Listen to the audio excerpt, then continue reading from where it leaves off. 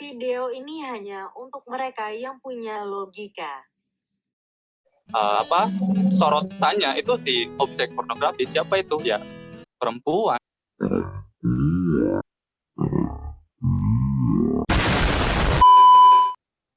Three, two, one, go, close the door. Balik lagi sama gue Rian Pratama di Podhair, Podcast Hermes.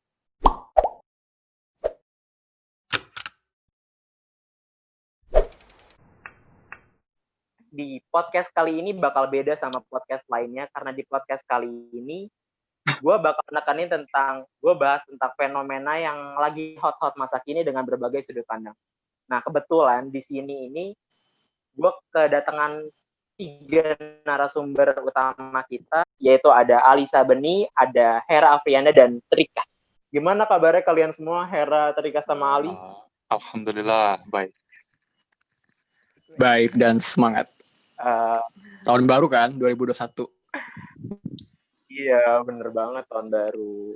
Nah, karena lagi pandemi gini, akhirnya kita podcastnya via Zoom ya, guys. Iya, aduh.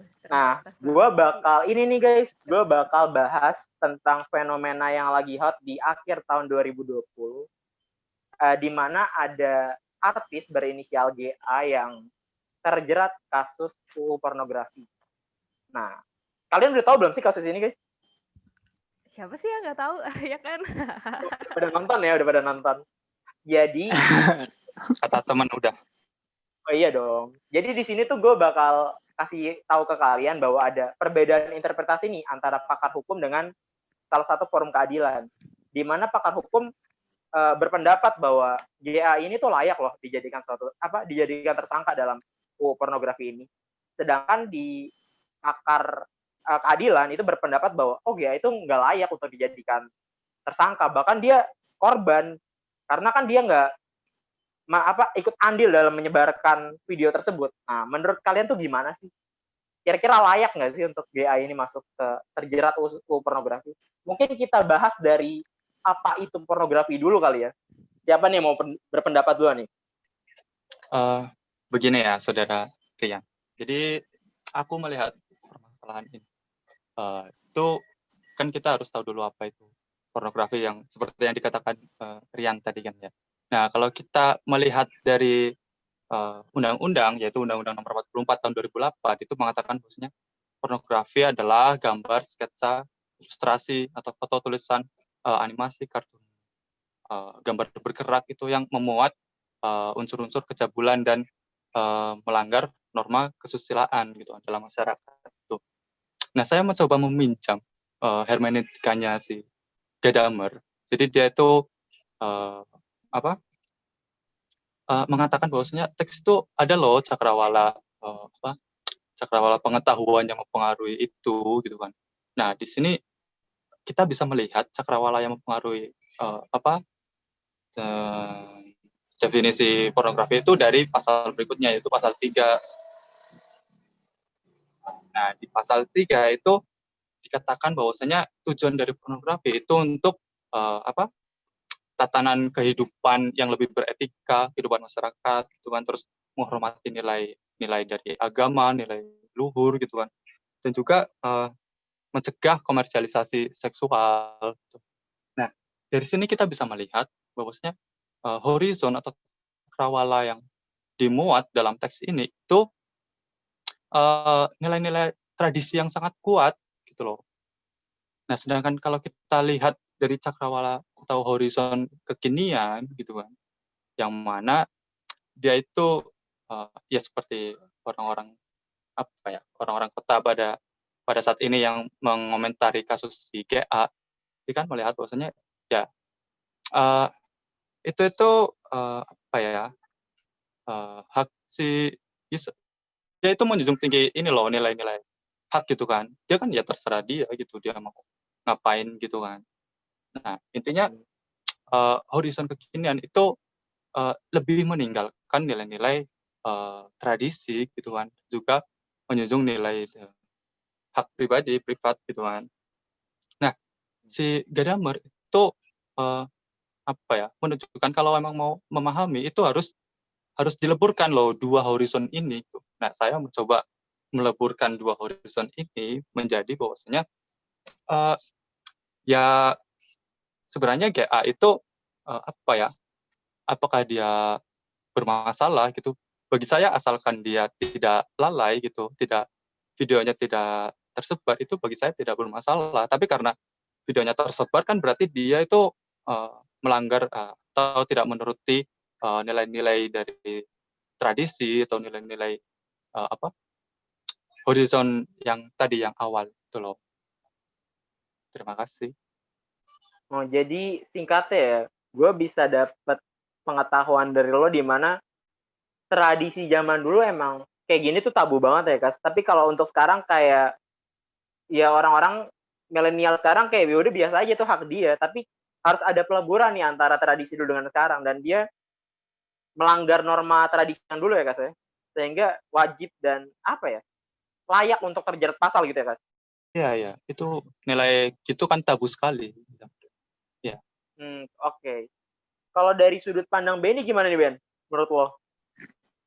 Oke, menurut gue ya, gue tuh lebih tertarik membahas kasus ini tuh kalau misalnya kita pakai kacamata dari Habermas sih menurut gue. Karena Habermas ini tuh seperti teman-teman kita ketahui juga, dia tuh seorang filsuf ya yang pemikirannya itu tuh lahir dari kritik-kritik terhadap pemikiran Gadamer, itu pemikiran filsuf sebelumnya. Gadamer ini, kalau misalnya gue bahas Gadamer dulu ya, Gadamer ini tuh sangat menjunjung tinggi bahwa dalam satu teks itu ada kepentingan-kepentingan, ada otoritas yang bekerja di suatu pemaknaan suatu teks atau apapun itu. Kalau gue melihat dalam kasus GA ini, kan kasus itu heboh banget ya. Videonya cuma 19 detik, tetapi kita sampai sekarang ini, sampai detik ini tuh kita masih bahas gitu loh, kayak video itu jadinya tuh gak 19 detik, tapi manfaatnya videonya cuma 19 detik, tapi efeknya itu bisa sampai detik ini gitu, dari awal isu itu muncul.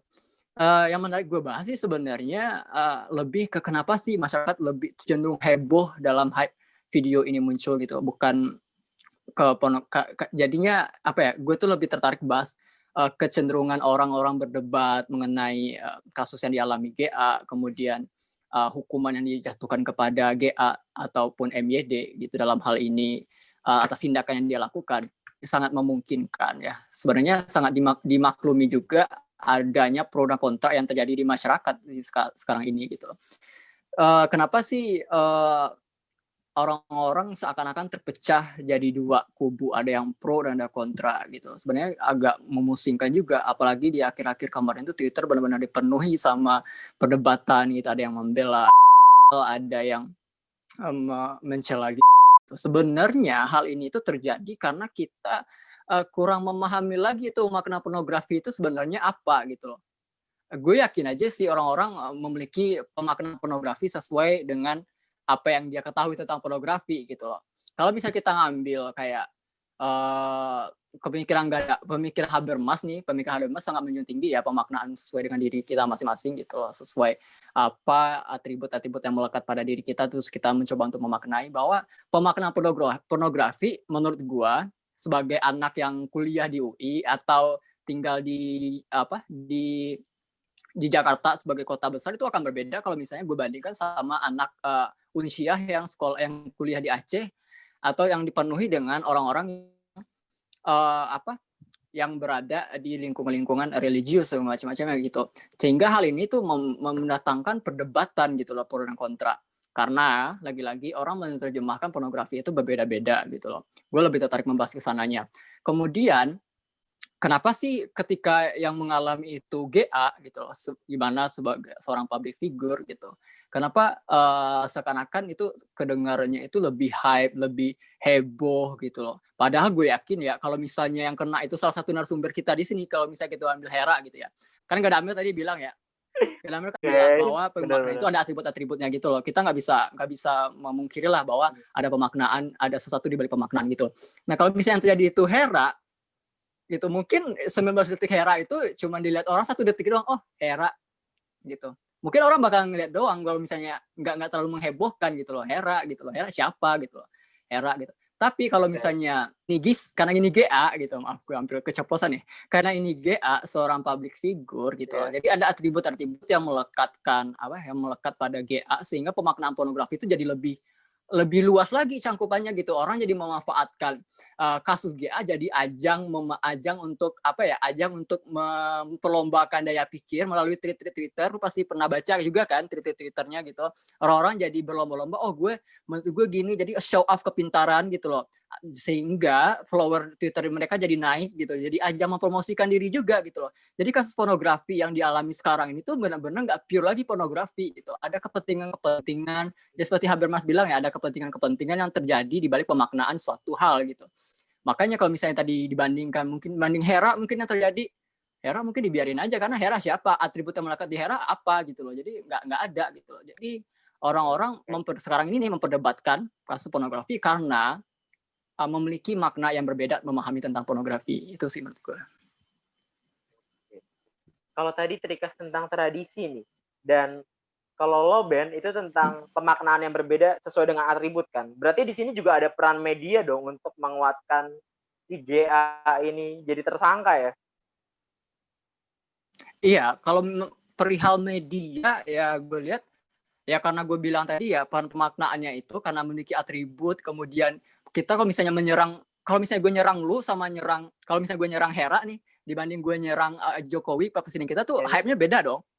Hype-nya tentu beda dong gitu loh. Gue bakal mendapatkan exposure yang lebih besar kalau misalnya gue berhasil nyerang Jokowi. Nah, kalau misalnya gue media sekarang kan sangat bisa kita gunakan ya, sangat luas ya. Kita bisa menjangkau media-media apapun buat meraih exposure kita gitu loh. Kalau orang memanfaatkan media-media yang dia punya untuk kemudian jadi makna pornografi itu dijadiin ajang buat exposure bagi mereka gitu.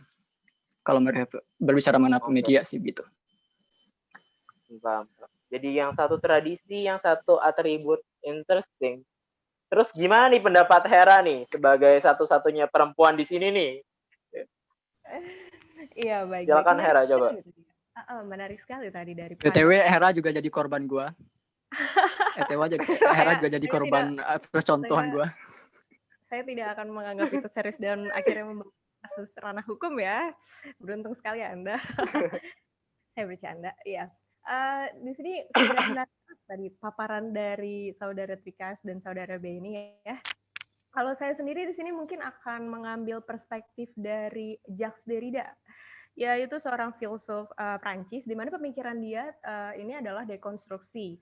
Jadi dekonstruksi itu sendiri adalah hermeneutika radikal gitu di hermetikanya sendiri ya. Jadi bagaimana hermeneutika radikal itu maksudnya? Jadi hermeneutika radikal itu ya, dia tidak mengklaim adanya makna yang utuh gitu. Jangankan adanya makna yang utuh, untuk kemungkinan kita mencapai makna yang utuh saja itu tidak ada bagi pandangan dekonstruksi. Makanya sebuah teks itu bisa diinterpretasi terus-menerus gitu sama dengan konteks-konteks yang sangat bermacam-macam gitu. Jadi makna yang ingin dicapai itu akhirnya tidak dapat diputuskan. Nah, saya di sini berusaha menjawab kenapa banyaknya perspektif-perspektif yang disampaikan dengan warga-warga netizen gitu, warga-warga net gitu kan. Karena ya dibebaskan menurut Jacques Derrida pandangan-pandangan seperti itu karena tidak ada makna yang utuh dari kayak kita mengartikan pornografi itu apa sih secara utuh kan tidak ada. Jadi bebas-bebas saja sebenarnya orang-orang menyampaikan pendapat dia, interpretasi mereka masing-masing gitu. Hanya saja tidak semena-mena seperti itu. Jadi kayak misalkan saya bilang pornografi itu apel, nggak kayak gitu dan akhirnya jadi benar, tidak. Dekonstruksi juga punya aturan, bukan aturan sih, lebih ke langkah-langkah. Dia bukan cara atau metode melainkan langkah-langkah ya. Syarat-syarat yang penting dari langkah-langkah ini adalah pertama, jangan penginterpretasian itu jangan sampai ada timbulnya oposisi biner. Kayak oposisi biner yang akhirnya menimbulkan hierarki makna, seperti misalkan laki-laki, oposisi binernya perempuan gitu. Akhirnya hierarkinya timbul dengan kayak laki-laki lebih tinggi posisinya daripada perempuan. Jangan sampai ada oposisi biner seperti itu. Kemudian dekonstruksi ini mengacu pada rangkaian jejak. Maksudnya gimana? Jadi karena banyaknya interpretasi yang diciptakan oleh orang-orang, konteks-konteks gitu, akhirnya meninggalkan kayak jejak. Seperti misalkan kita mengambil titik tolaknya dari ini ya, dari deskripsi pornografi itu apa, dari undang-undangnya sendiri, dari pasal 1 ayat 1 gitu. Di sana kan ada nih langkah utama kita untuk menginterpretasi gitu. Nah, itu bisa dijadikan jejak oleh dekonstruksi. Kemudian yang terakhir dan paling penting dari dekonstruksi adalah jangan sampai ada klaim bahwa interpretasi gua paling benar di antara yang lain. Itu tidak boleh didekonstruksi karena tidak ada makna yang utuh gitu kan. Nah, jadi karena saya mewajari perdebatan yang ada di sosial media atau di luar sosial media gitu, saya sendiri akan berusaha menginterpretasi. Tapi titik tolak saya adalah dari deskripsi pornografi yang diberikan oleh Undang-Undang Nomor 44 Tahun 2008 Pasal 1 ayat 1 ya. Nanti akan ditampilkan isinya seperti apa. Yang saya tangkap dari deskripsi yang diberikan adalah dia menimbulkan oposisi biner. Oposisi biner yang seperti apa? Di sini ada dibilang percakapan, gerak tubuh, atau bentuk lainnya melalui berbagai bentuk media komunikasi dan atau pertunjukan langsung. Di mana yang saya interpretasi adalah ada pihak pelaku dan ada pihak penonton di sini kan. Jadi harus menggunakan umum, maksudnya publik untuk mengatakan tindakan pornografi itu harus membawa unsur publik. Jika tidak ada publik itu bukan pornografi gitu. Nah, maka ada dua kan. Nanti akan dibahas lagi pada pasal-pasal selanjutnya tentang siapa saja yang bisa dipidana oleh hukum ini gitu. Tapi saya dari deskripsi ini saja sudah menunjukkan bahwa ada pelaku dan ada penonton. Nah, kalau misalkan kita hanya mengambil dari deskripsi ini, berarti bisa dipidana itu bukan cuma pelaku dari pornografinya ya, melainkan penontonnya juga ada sekalian yang misalkan hobi gitu ya, itu juga bisa dijerat sebenarnya dengan banalnya interpretasi gitu. Itu dari pendapat saya tentang istilah pornografi sendiri ya. Oke, coba gue summary dari ketiga pandangan lo ini ya. Yang satu bilang tentang tradisi horizon antara yang dulu dan sekarang. Yang satu bilang tentang pemaknaan itu tergantung dari atribut nih. Nah, lo yang terakhir si Hera itu bilang tentang dekonstruksi, di mana ada banyak pemikiran dan itu boleh-boleh aja ya, wajar aja. Mau pro dan kontra, asal sesuai dengan langkah-langkah dekonstruksi itu sendiri ya. Nah, karena interpretasi itu kan tadi ada pro dan kontra dan itu mewajari adanya pro dan kontra dari interpretasi netizen itu sendiri. Nah, banyak nih netizen yang masih bingung tentang kasus dari GA itu sendiri. Pertanyaan pertama dari netizen yang bakal ada nih di atas video ini tweetnya, itu adalah apa sih motif dari GA itu dalam membuat video itu, kenapa sih dia bisa ngebuat video itu? Apa faktor di balik itu? Latar belakangnya apa? Motifnya itu apa? Ada yang mau jawab kira-kira? Oke, gue coba jawab dulu ya. Oke, ini pertanyaannya kan tentang motif ya. Tentang motif ya. Soalnya kalau misalnya kita nanya motif GA apa gitu, mau keceplosan. Kalau misalnya kita mau tahu motif GA itu apa, sebenarnya kita harus tanya ke GA-nya langsung kan, dan publik udah dapat jawabannya gitu loh, berdasarkan berita yang kita baca bahwa GA itu membuat video itu ya hanya untuk kesenangan dia gitu loh. Tapi apakah wajar? Tapi kan pertanyaannya itu apakah wajar seseorang GA itu melakukan atau kita melakukan perekaman dengan aktivitas seksual seperti itu gitu loh, atau aktivitas apapun. Menurut gue terlepas dari apapun motif yang dilakukan oleh GA, apakah dia untuk kesenangan dia, sebenarnya perdebatan di publik itu kan sekarang orang lebih sibuk menjudge dan ada juga yang mendukung gitu loh. Ada yang mengatakan bahwa nggak apa-apa itu video punyanya GA gitu loh. GA nggak bermaksud apa-apa dalam hal ini, membuat video itu hanya untuk konsumsi pribadi dia gitu loh. Tetapi ada juga yang mengatakan bahwa GA harus dihukum karena ini membahayakan bagi budaya kita, bagi masa depan bangsa segala macam gitu loh. Terlepas dari apapun motif GA ya, walaupun dia bilang untuk kesenangan ya, menurut gue wajar-wajar aja kalau misalnya GA melakukan pengamadian momen mengira bahwa atau berpendapat bahwa hal yang dilakukan pada hari itu, pada tahun 2017 itu adalah hal yang menyenangkan bagi dia, dan dia mencoba untuk mengabadikan momen. Menurut gue hal yang wajar saja, dengan catatan bahwa dia bisa menjaga atau semaksimal mungkin mencegah jadinya pembocoran data seperti itu gitu loh. Sama aja kayak gue pergi ke liburan dan gue mencoba, dan liburan adalah hal yang menyenangkan bagi gue dan gue mencoba untuk mengabadikan momen itu gitu loh. Ada aja kemungkinan pro kontra yang akan terjadi, kayak oh Ben, lu ngapain liburan kala pandemi kayak gini gitu lah. Ya gue harus hati-hati gitu loh. Saat gue lagi liburan di masa pandemi ini, motif gue hanya untuk untuk memunculkan kesenangan gue atau mengabadikan momen kesenangan gue harus hati-hati dalam hal itu. Gue kemungkinan nggak boleh share, nggak boleh bagi, karena keadaan sensitif banget nih lagi pandemi kayak gitu. Jadi motif GA, sebagaimana yang gue ketahui juga dari media, bahwa itu hal yang menyenangkan bagi dia dan dia mencoba untuk mengabadikan momen itu bersama orang yang disayangi. Gitu. Paham. Mungkin teman-teman lain ada. Jadi lebih kepada kesenangan semata ya.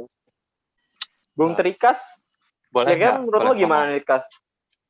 Ini sih. Oh, boleh banget dong, Kas. Lo kan narasumber di sini. Iya. Jadi emang ya tadi sedikit sepakat, maksudnya motif GA itu tidak bisa kita ketahui ya. Tapi bedanya itu, bahkan pun meskipun GA bilang motifnya itu A gitu, tapi menurut saya itu belum tidak menjamin itu benar-benar motifnya, karena kita nggak punya akses ke sana itu kan. Tapi kita bisa spekulasi cepat-cepat. Betul. Kalau ya motifnya ya demi kesenangan gitu kan, itu spekulasi cepat-cepat.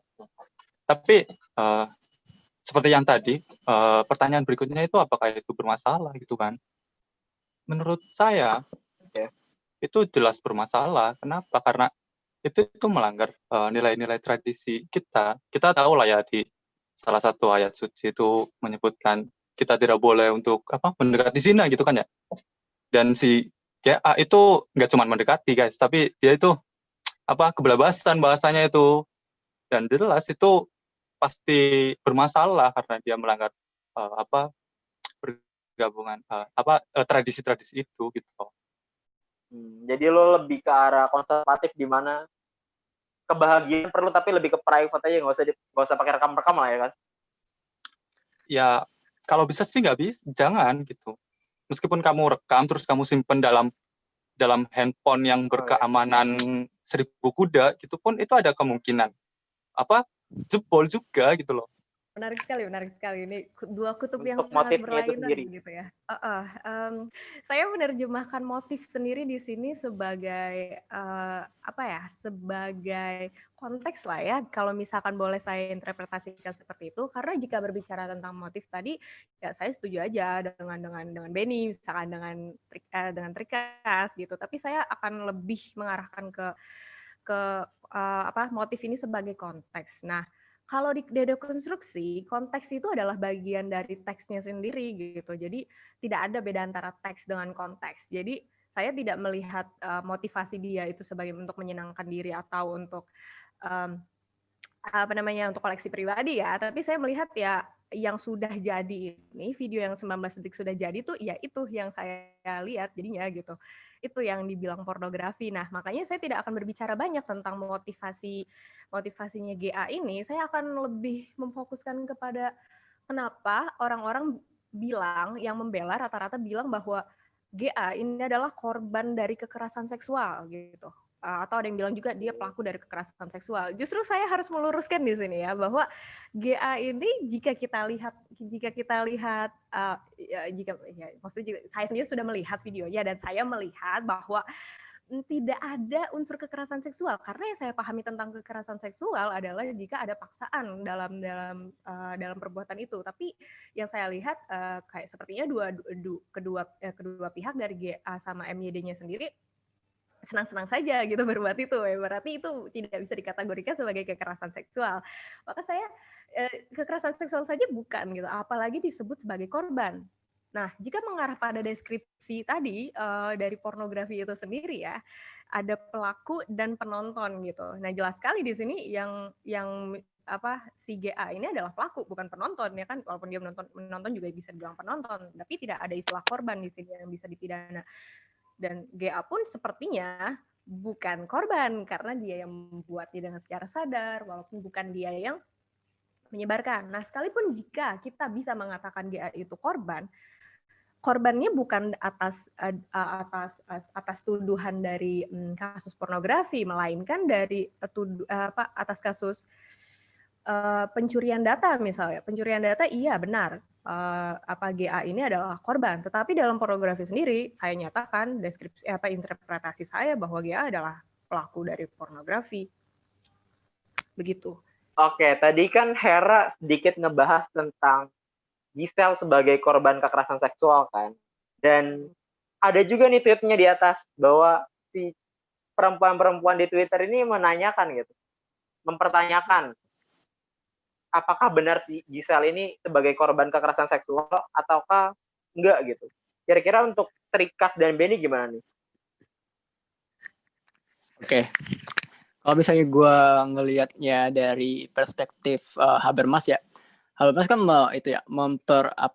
Iya. ya udah dalam memaknai sesuatu ya udah lu ada atribut yang melekat gitu loh. Kalau misalnya korban, gue lihat ya, kalau misalnya saudari GA ini tuh korban itu konteksnya di mana dulu nih gitu loh. Lu mau maknai korban itu seperti apa? Karena lagi-lagi lu harus lihat dulu konteks korbannya itu seperti apa gitu. Sebagaimana yang mungkin Hera bilang tadi bahwa dia nggak cocok untuk korban di kasus kayak di pornografi. Mungkin dia korban di kasus pencurian data gitu loh.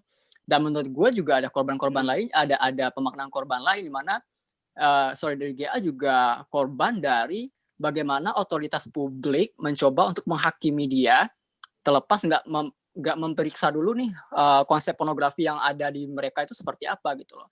Terlebih juga dalam pemberitaan sebagaimana yang gue lihat di televisi di media sosial gitu, bahwa GA itu namanya itu nggak disingkat gitu loh. Bahkan yang laki-laki itu namanya disingkat gitu, tapi GA enggak gitu loh. Jadi banyak banget, complicated banget kalau misalnya kita bilang GA ini sebagai korban gitu loh.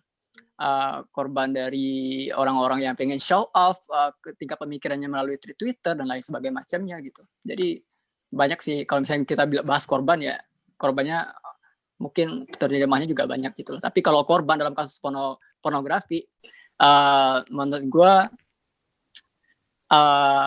kurang tepat ya gitu. Kalau menurut gue pribadi ya gitu. Kalau misalnya kita lekatkan sama pornografinya gitu, itu kurang tepat sih menurut gue. Gue setuju sih sama Benny dan Hera bahwa ini semoga netizen juga bisa tahu ya setelah nonton video ini bahwa udah dijelasin sama Hera kalau misalnya nggak memenuhi atribut untuk korban pornografi. Malah gue lebih setuju sama Benny bahwa ini lebih kepada pencurian data dan medianya aja gitu. Kalau menurut Rika sendiri gimana, Kas? Sebenarnya nggak jauh beda ya, karena ini kasus pornografi gitu, jadi saya nggak mau lebar-lebar. Jadi emang ya kan ada cakrawala pengetahuan yang menyelimuti kita, apa ya bahasanya, mempengaruhi kita gitu kan, yang menjadi berasumsi bahwasanya yaitu nilai tradisi, nilai luhur itu mengatakan ya pornografi itu apa ya, buruk loh gitu loh. Dan si GA itu jadi begitu gitu kan. Jadi dia bukan korban dalam kasus pornografi, dia jelas sekali itu pelaku gitu. Kalau menurut aku sih ada kesamaan pandangan di antara kalian bertiga sebagai narasumber. Tadi si Benny tuh sempat nyinggung nih tentang si JA itu inisialnya nggak disingkat, sedangkan si cowok si MYD ini disingkat gitu kan. Nah, di Twitter juga ada nanya nih, kenapa sih perempuan itu selalu dipojokkan kalau lagi ada kasus pornografi? Kenapa cowoknya enggak? Kenapa selalu cewek? Gitu. Apakah karena si JA ini lebih terkenal dari cowok? Atau karena pengaruh gendernya, atau karena apa gitu? Oke, mungkin boleh saya tanggapi dulu ya. Oke, Hera, silakan. Ya, baik. Saya menarik sekali ini, kayak kenapa perempuan selalu yang jadi korban, dalam tanda kutip ya. Saya juga sudah menganalisis pasal 3 di UU yang sama, terus poin D, di sana dituliskan ya, memberikan kepastian hukum dan perlindungan bagi warga negara dari pornografi, terutama bagi anak dan perempuan. Menarik sekali di sini. Jadi di undang-undangnya sendiri dikatakan bahwa yang diutamakan di sini adalah anak dan perempuan, tapi yang seringkali terjerat pidana pornografi adalah perempuan. Ironis kan? Nah, yang perlu saya garis bawahi sekali ya dari pasal 3 poin D ini, selain dia menarik, harusnya dia juga di sini meletakkan bagi warga negara, tapi diutamakan untuk anak dan perempuan. Dalam dekonstruksi, ini menjadi oposisi binar. Kenapa yang diutamakan anak dan perempuan? Bagaimana dengan pria dewasa? Pria dewasa apakah dia bukan menjadi bagian warga negara yang perlu dilindungi gitu? Kenapa dia tidak diutamakan gitu ya? Sayang sekali kalau saya berpikir bahwa warga negara saja cukup. Nah, sekalipun ingin menekankan pada perlindungan terutama untuk anak dan perempuan, kenapa kasusnya malah banyak perempuan yang menjadi korbannya? Saya juga tidak mengerti nih. Saya menganalisis dari ininya saja ya, dari jejak-jejak UU-nya. Mungkin dari Beni sama Trika sendiri punya pandangan yang cukup menjawab. Untuk menjawab Untuk kalau misalnya gue balik lagi ke pemikiran Habermas ya gitu, kan ada atribut-atribut yang melekat gitu, ada pemaknaan, ada instruksi kekuasaan sosial yang bekerja gitu loh. Kalau misalnya kita melihat bahwa gue nggak bisa bilang ya kalau gimana, tapi kalau misalnya yang terkenal itu pihak laki-lakinya gitu, MYD gitu, kalau misalnya yang terkenal itu MYD, pasti nantinya publik bakal lebih bahas MYD juga dibanding GA-nya. Karena menurut gue, yang misalnya gue lihat nih sekarang ini, karena GA itu seorang public figure dan dia lebih terkenal daripada MYD, ditambah lagi juga GA ini tuh perempuan gitulah, makanya dia tuh jadi lebih hot lagi gitu, lebih dibahas dan lebih di up dibanding MYD. Kalau misalnya kita bahas GA gitu, itu exposure-nya tuh lebih gede dibanding kita bahas MYD. Secara MYD siapa gitu, dapat perhatian lebih besar lah tentang GA dibanding lu ngomongin MYD. Makanya GA tuh lebih selangkah lebih jauh lah di depan, di belakang GA MYD gitu. Oh, paham. Ini lebih ke atribut benar. Lumayan komprehensif. Gimana Trikas, pendapat lo, Kas? Gini sih, sebenarnya ya nggak jauh beda ya. Sebenarnya aku jujur ya, aku itu menjunjung tinggi kesetaraan. Tapi mengapa sih yang selalu terpojokkan itu si GA itu? Menurut aku itu pertama ya karena dia public figure, itu benar. Dan yang kedua, menurutku ini ya berkaitan sekali dengan tradisi ataupun otoritas gitu kan. Kalau kata teman saya nih yang suka nonton video pornografi kan ya, dia itu sering bercerita kalau dalam berhubungan seksual itu pasti kayak kebanyakan itu kayak ceweknya yang ada genre-genrenya tuh kayak penghinaan atau apa segala macam. Nah, dari situ tuh saya membayangkan bahwasanya ya perempuan itu objek gitu loh, objek pornografi. Jadi ya pantas saja kalau karena kita semua atau kebanyakan orang itu mengkonsumsi pornografi, itu pasti yang jadi sorotannya itu si objek pornografi. Siapa itu? Ya perempuan. Ada propaganda masoginis di sana gitu. Menurut aku sih gitu. Boleh saya tanggapi dari klaimnya saudara Trikas? Oke, silakan. Objek pornografi nih. Ya, saya dari dekonstruksi yang menentang adanya keutuhan makna ya. Barusan ada saudara Trikas memberikan klaim yang sangat besar gitu. Dia mengatakan bahwa perempuan sudah biasanya dijadikan objek seksual gitu. Nah, saya sangat tidak sepakat. Pertama itu, kedua itu sangat berbahaya, klaim yang sangat berbahaya, apalagi untuk kaum yang termarginalkan. Saya sendiri sebagai perempuan dan saya membela kaum saya merasa tidak terima dengan dikatakan sebagai objek seksual ya. Toh saya juga melihat bahwa apa bedanya sih laki-laki dengan perempuan dalam urusan seksual, karena ya kita let's be honest aja, kita jujur-jujuran aja lah ya. Maksudnya perempuan pun terkadang mengobjektifikasi laki-laki untuk misalkan untuk urusan pornografi ini gitu kan. Kalau misalkan konsumennya perempuan yang diobjektifikasi siapa sih? Laki-laki. Nah, maksud saya kalau mau ngomong tentang objektifikasi nih, laki-laki sama perempuan sama saja bukan? Jadi saya agak menentang dan sangat menentang keras klaim saudara Trika sebelumnya. Oke, yang satu berpendapat tentang satu objek, yang satu nggak ada namanya objektivitas. Itu tergantung subjeknya ya. Jadi buat penonton nih, tergantung kalian nih mau interpretasi itu gimana. Mau setuju sama pendapatnya Hera boleh, sama Trikas juga boleh. Dan satu sih pertanyaan tadi 3 pertanyaan itu dari netizen semua ya. Nah, ini pertanyaan buat Benny kali cocok ya untuk dijawab. Karena lebih relate ke Habermas kayaknya daripada ke Derrida dan Gadamer. Tapi kalau Gadamer sama si Derrida mau jawab juga nggak masalah. Si Hera sama Trikas mau jawab juga nggak masalah. Jadi gini, UU itu dibuat kan berlaku secara universal. Tidak memandang jenis gender, hitam putih kulit tuh nggak dipandang. Itu berlaku secara universal. Tapi kenapa UU ini dijerat lebih kepada public figure malah? Kalau misalnya UU ini ada, video Twitter tuh bokep pasti recently kayak apa ya? Selalu ada gitu. Tiap hari tuh pasti ada video baru kan. Bahkan tiap minggu juga ada video baru. Entah itu anak SMA, anak kuliah, pasti ada video-video skandal. Kalau sampai terjerat semua kan penjara penuh dong. Tapi kenapa yang terjerat hanya public figure? Kenapa orang-orang lain nggak terjerat gitu? Pasti itu ada kecacatan hukum. Oke.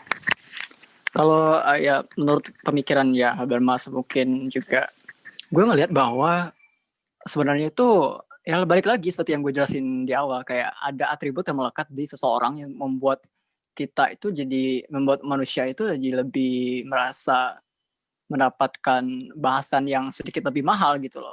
Nilai jualnya GA itu lebih tinggi dibanding nggak artis dibanding orang yang nggak artis gitu loh. GA ini artis, orang pasti mengenal dia. Kalau misalnya lu berbicara tentang dia, lu pasti bakal dapat exposure lebih, dapat pandangan lebih lah gitu loh. Dilihat, oh hebat nih, oh gini gitu. Dan lu dapat pengaruh juga gitu loh. Makanya kita sebenarnya nggak heran juga sih ya, even dia ngelakuin apapun aja, mungkin dia nge-vlog sehari-hari ngasih anaknya makan, bikin anaknya sesuatu, dia dapat exposure juga gitu loh. Jadi sebenarnya hal yang lumrah aja gitu, karena dia seorang public figure, apapun yang dia lakuin itu jadi bahasan sih menurut gue gitu. Kayak gitu sih. Berarti hukum yang tadinya bersifat universal itu bukan universal lagi dong ya? Pelaksanaan hukumnya sih gue nggak bisa ngomong jauh ya, cuman hukum-hukuman yang ada di masyarakatnya ini loh, judgement yang muncul di masyarakatnya gitu, gue lebih tertarik bahas kesananya sih gitu loh. Kalau hukum di bagian pemerintah ada pengadilannya itu gue nggak ada pengetahuan sama sekali tentang itu. Yang sebenarnya kita ngarap ya semua hukum itu berlaku bagi semua gitu loh. Tapi yang menarik itu karena gue sebagai pengguna Twitter juga gitu loh, hukuman yang didapat oleh GA ini kan nggak cuma dari pengadilan, juga dari masyarakat kan gitu loh. Karena dia seorang public figure gitu loh. Nah, hukum yang dia diterima dari masyarakat ini gitu loh, ya karena pengaruh dari dia seorang public figure sih menurut gue gitu. Boleh saya berkomentar juga? Mungkin bisa gue tarik ke awal. Oh, silakan Hera. Ya, baik. Saya setuju dengan perkataan Benny tadi yang bilang bahwa ya memang bukan ranah kita untuk berbicara tentang hukum itu pada praktiknya gimana ya, karena kita di sini dijadikan narasumber itu hanya menginterpretasi teks ya kan. Nah, kebetulan teksnya itu undang-undang yang dekat banget dengan undang-undang adalah hukum gitu. Nah, tapi mungkin klaim yang bisa kita berikan di sini adalah jika saya sebagai yang mengambil pandangan interpretasi dari hermeneutika radikal, saya melihat secara radikal, jika kembali kepada radikal gitu ya. Harusnya dari pasal 1 ayat 1 saja itu sudah menjerat banyak pihak gitu, termasuk contoh yang saya jelaskan di awal tadi, yang saya misalkan bercanda nih dengan teman-teman saya, kemudian saya mengeluarkan humor yang menjurus ke seksual gitu, dan itu harusnya saya juga sudah dijerat gitu, dijerat hukum pidana ini. Makanya jadi yang kita lakukan di sini hanya interpretasi, dan interpretasi saya secara radikal menilai bahwa harusnya kalau misalkan memang benar dan kita menjadikan Undang-Undang Dasar dan Deskripsi ini sebagai patokan, semua orang yang dideskripsi di sini itu harusnya terjerat pidana. Dan ini memang sangat radikal pandangannya. Cukup jawab, saudara Hera. Cukup menjawab. Dan gimana Trikas, mau beberapa pendapat atau enggak? Saudara Ya Trikas? sih, saya sepakat sama Hera bahwa ini itu udah apa ya? Saya merasa terlampau jauh. Tapi kalau memang pendapat pribadi saya hampir persis sama si Benny. Kalau pendapat pribadi ya. Paham. Oke, sebagai penutup dari interpretasi kita terhadap pornografi di podcast kali ini, coba dong kemukakan sekali lagi pendapat kalian, apakah layak GA ini untuk dijadikan tersangka ya? Mungkin untuk Trikas tadi bilang sudah layak ya, karena dari tradisi horizonnya. Sangat layak. Ya, dari tradisi horizonnya untuk masa kini. Ya itu mudah melanggar ini kan, kayak apa? Kan kita ada prasangka horizon itu nilai tradisi segala macam, yaitu menjunjung tinggi nilai luhur gitu kan, terus jangan apa sih menaati tatanan apa kesopanan norma kesusilaan gitu kan, dan sedangkan si GA itu melanggar itu semua. Dan kalau pertanyaannya layak atau tidak itu mendapatkan hukuman, ya saya menjawab layak sih. Dari saudara Benny sebagai penutup? Gue ngelihat ya di kasus ini tuh seakan-akan kayak gue harus lebih berhati-hati. Pertama gue harus lebih berhati-hati ya. Even gue merasa melakukan kegiatan yang bersifat pribadi bagi gue, terus gue simpan di handphone, itu sangat memungkinkan ya terjadinya pencurian data. Dalam hal ini dalam kasus GA ini gue melihat bahwa untuk GA dihukum gue masih jujur aja gue masih berat gitu loh, karena sangat disayangkan sekali sebenarnya kasusnya itu telah pencurian data tetapi dikaitkan ke kasus pornografi gitu loh, karena seakan-akan itu menjadi pertanda bahwa gue tuh punya batasan banget dalam melakukan hal yang intim bagi gue gitu, hal yang pribadi bagi gue aja gue jadi lebih berpikir lagi gitu loh. Karena yang menanti di belakang gue, yang menanti di luar gue adalah hal-hal yang sekiranya akan dicoba oleh orang-orang dikaitkan ke gue, padahal gue gak bermaksud untuk melakukan itu gitu loh. Jadi ini bisa jadi pelajaran banget sih buat gue gitu. Dan that's why gitu gue gak mau terkenal, gue gak mau jadi public figure. Karena junjungannya tuh kayak bebannya tuh bakal lebih berat gitu loh. Iya. Benar. Makanya gue nggak jadi seleb TikTok dan segala macam. Ada keuntungan tersendiri ya untuk terkenal. Oke, saudara Hera, mungkin sebagai penutup layak atau tidaknya, dan tadi sedikit saran ya dari Benny untuk berhati-hati. Gimana saudara Hera? Ya baik. Kembali lagi saya dari pandangan yang radikal, dan ini pendapat saya pribadi, bukan pendapat dari manapun, pendapat saya pribadi, dan saya mengambil dari deskripsi nih, dari berdasarkan deskripsinya saja ya, itu sudah menjelaskan dan memposisikan bahwa tindakan GA atau yang terjadi pada GA itu layak dikatakan terjerat pidana karena dia memang sudah berbuat dan melakukannya. Nah, tadi si Benny juga sempat menyebutkan tentang sayang sekali dia dikaitkan oleh undang-undang pornografi daripada pencurian data gitu. Ya itu saya juga setuju sebenarnya. Tapi kalau misalkan kita hanya berfokus kenapa polisi akhirnya memilih pornografi, kalau penilaian saya bisa juga sebenarnya, bisa juga dengan deskripsi yang diberikan dari undang-undang gitu. Nah, walaupun sebenarnya saya tidak bisa mengatakan klaim akhir saya adalah yang paling benar dan paling utuh ya, karena itu melanggar prinsip dekonstruksi sendiri gitu. Saya juga harus terus menginterpretasi undang-undang ini. Nah, kebetulan interpretasi saya saat ini sampai pada mengatakan bahwa memang tindakan GA adalah tindakan pornografi dan bisa ditindak pidana. Seperti itu. Terima kasih ketiga narasumberku. Sangat menarik ya di Podhair kali ini, karena Podhair ini kan podcast Herme ya, itu menekankan pada cakrawala pengetahuan, banyaknya interpretasi, dan cukup menjawab gimana masing-masing pandangan itu, argumennya gimana, fondasi argumennya gimana. Semoga netizen-netizen yang lihat video ini juga terjawab ya beberapa pertanyaan di Twitter tentang apakah dia korban kekerasan, apakah layak dan tidak, dan apakah motifnya cukup terjawab di video kali ini. Sampai jumpa di Pothair selanjutnya. Bye-bye.